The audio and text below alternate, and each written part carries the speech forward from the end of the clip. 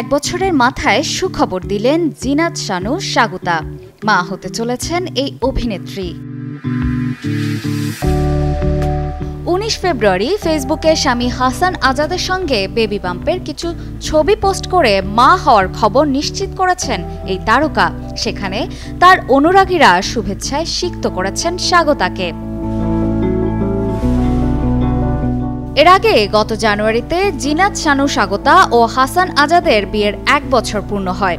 তখন রাজধানীর একটি কনভেনশন হলে হয়েছিল তাদের বিবাহবার্ষিকীর আয়োজন। সেখানেই আলোচনায় আসে স্বাগতার মা হওয়ার খবর।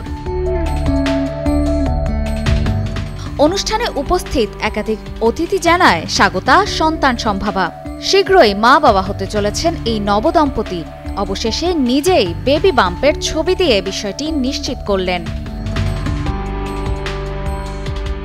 গত বছরের 24 জানুয়ারি দীর্ঘদিনের প্রেমিক ও বন্ধু হাসান আজাদের সঙ্গে বিয়ের পিঁড়িতে বসেন স্বাগতা। তার স্বামী একজন লন্ডন প্রবাসী। তার জন্ম ও পড়াশোনা সবই যুক্তরাজ্যে।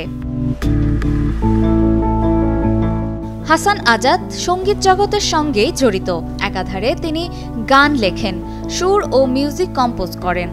কলম্বিয়া ইউনিভার্সিটি থেকে পিএইচডি করা হাসান পেশায় একজন ব্যবসায়ী।